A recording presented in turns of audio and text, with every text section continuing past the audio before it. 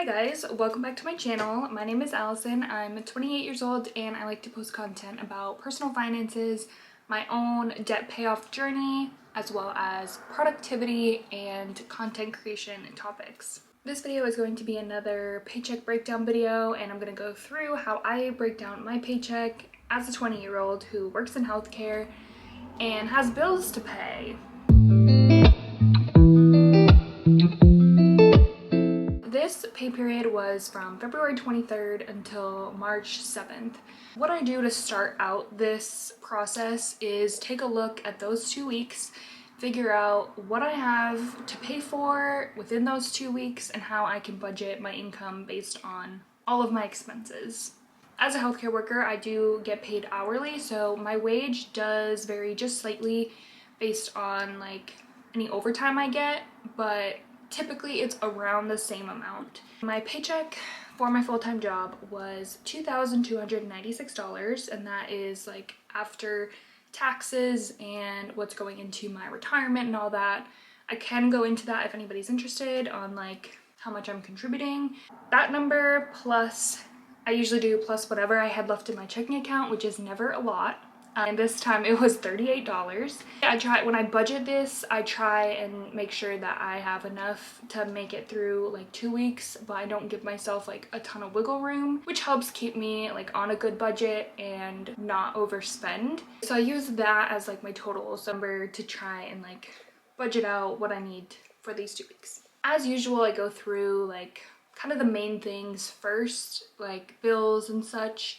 So the first thing I will set aside is my rent money. I owe $850 for rent, so usually my first paycheck I'll save $400, and then this is my second paycheck of the month, so I'll save $450 for rent from this paycheck. Next big expense, and I say this in all of my videos, I feel like right now these videos are kind of boring because they're all pretty much the same. For the next like couple months, the next like 2 months, they are going to be pretty similar, but once I stop paying for school, things are going to change. So hopefully these become a little more interesting, and also maybe I make more money on like social media and such, and that might make these a little more interesting as well. But it's just what I have to do right now, and it's realistic, so I just like to share these with everyone. The next thing I save for is my school tuition payment.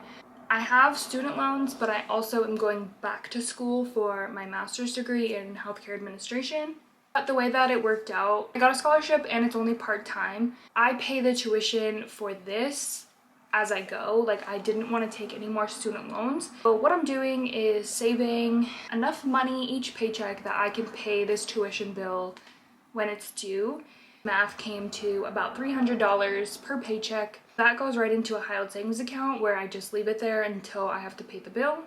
Finally, thank God, I think in May is my last tuition payment, so we are so close. Yes, $300 goes towards school, and then I also save $100 towards a house fund because we really do want to buy a house. Hopefully by the end of this year, maybe early next year.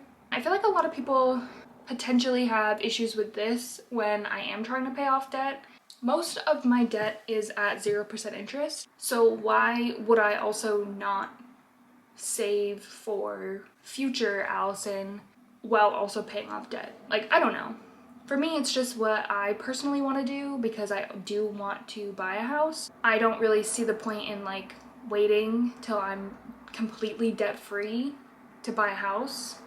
I just think in this economy and like my age group, it is so hard, and like honestly, we can never do anything right, so just do what works for you and save your money how you want to save it, or spend it how you want to spend it. Saved $100 this paycheck towards our house fund. The next thing I save is standard. We've been doing this ever since we got engaged. We're both putting money into a joint high-yield savings account, and this is specifically for wedding-related expenses. So I put $250 every paycheck. Yeah, that's also a lot of money. $500 every month that I'm putting into there, so I am quite ready for that to be over. Obviously, can't wait for the wedding, like I really can't, but it is very stressful. You eventually get to a point where you're just like, I'm so ready for this to be over.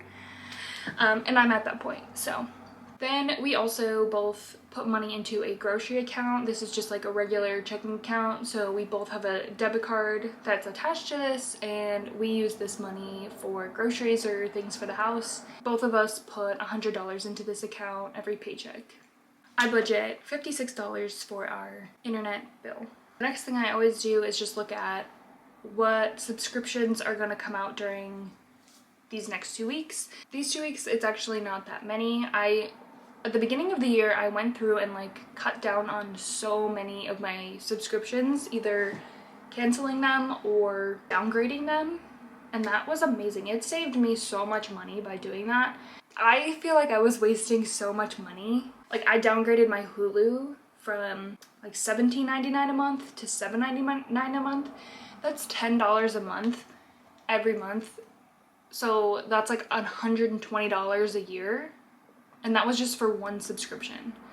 And I saved myself so much money. So I highly suggest. But anyway, I'm budgeting roughly $28 for my subscription. My Amazon Prime membership, which is $7.49. Because I'm a student, I can get like these discount subscriptions as well. So that was super helpful.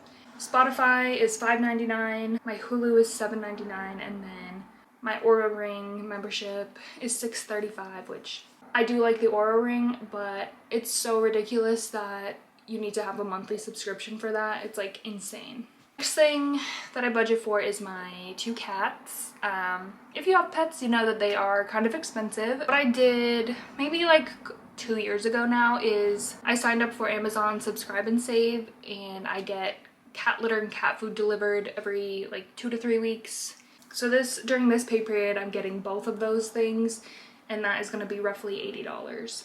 The next expense is my car insurance. Yay. Which car insurance is crazy. Like, it blows my mind how expensive it is. But my car insurance monthly is $190. We're also paying for our honeymoon right now. It's booked, but we're paying the balance. So I paid $100 towards our honeymoon. I put $100 towards my student loans. That is kind of like a constant that I just do every paycheck. Again, once I stop paying for the school that I'm currently in, I can start using that money towards my student loans. My student loan balance is actually now at $7,400, which I don't really think is that bad. And I did put $200 towards my credit card. People have a lot to say about having credit card debt. I think that people need to stop being so judgmental towards people who have credit card debt. Obviously, it's not optimal. Like, things happen, life happens, and also when you're younger, you don't really sometimes realize the consequences of, you know, using one for everything, but like, people need to have a little more understanding and grace when it comes to having credit card debt. I only owe $1,900 on one credit card. It's at 0% interest. Also, this paycheck, which is something new, is starting to put money back into my Roth IRA, which I had been doing the previous year. I stopped just to speed up the process of paying off my debt. But at the same time, I also feel like it's super important to invest for your future and your retirement. And $50 a paycheck isn't a ton. I feel like it's super important to invest in your retirement as early as you can because of compound interest. And then we're paying off our couch that we bought. So I'm putting away a little bit each paycheck to when the payment is due for that. So I did set aside like $50 for our couch payment that I think is not due until like March 18th or something, but I want to make sure that I have the money for it when the payment is due. All of that adds up to $2,054. Yay. Then if you subtract that from the income that I had, it leaves me with $280 for the next 2 weeks. I do leave myself with a little bit of money, but truly it's not that much. That's enough for like gas and maybe like a couple other things throughout the week. I drive pretty far for work, so I budget $160 for gas for the 2 weeks. Essentially, that means that for the 2 weeks I have like $120. The goal really is to not spend a lot of that money. If I would like to spend none of it, that way then I could put that $120 towards my debt.